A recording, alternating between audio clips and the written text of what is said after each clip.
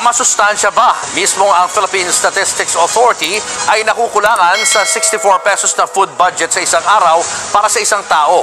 Ang isang grupo nga hinamon pa si NEDA Secretary Arsenio Balisacan na pagkasyahin ang budget sa palengke. Bago tayo magpatuloy, huwag kalimutang mag-subscribe sa aking channel.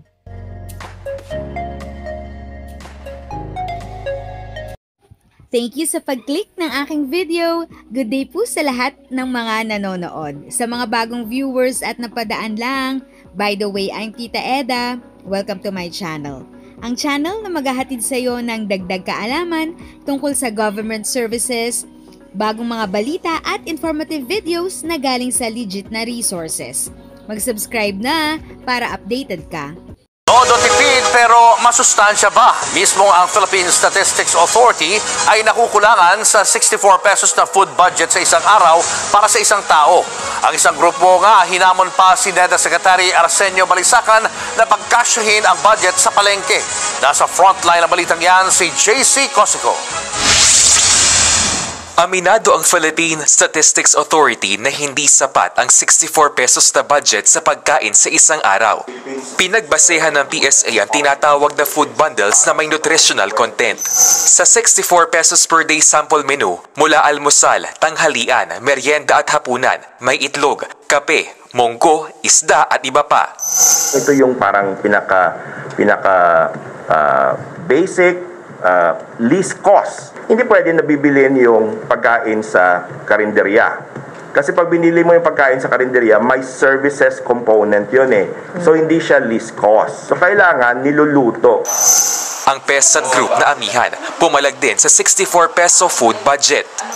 Hindi porke bumili ka ng itlog, wala ka ng ibang gagastusin. No? Kailangan mo ng gas, kailangan mo ng mantika, kailangan mo ng asin, kailangan pang mamasahe papunta sa palengke.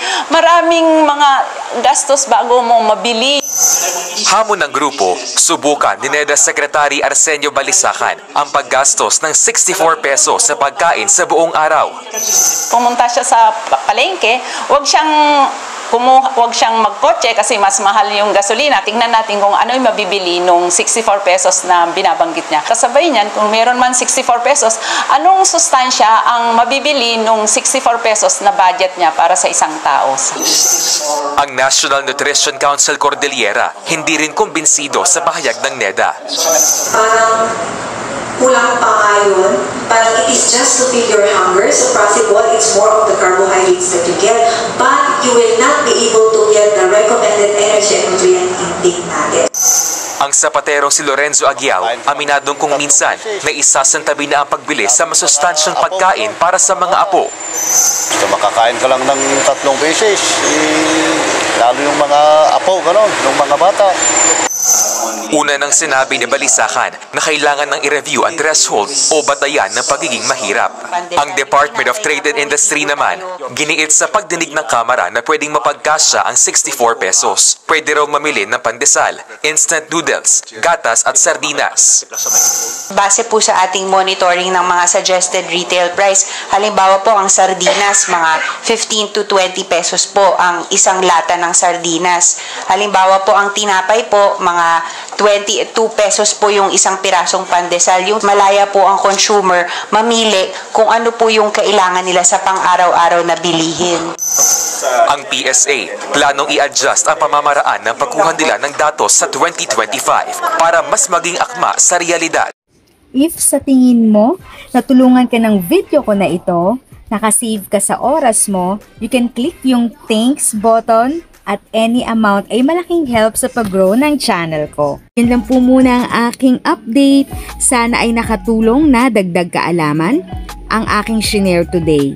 Ang goal ng aking channel ay mag-create ng awareness.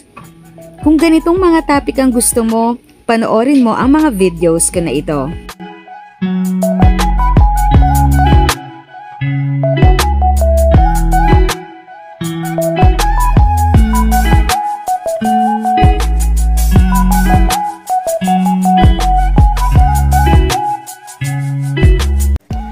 Thanks for watching! Kung may kapamilya, kaibigan o kakilala sa tingin mo ay magiging interesado sa video, please share or tag sila sa comment section.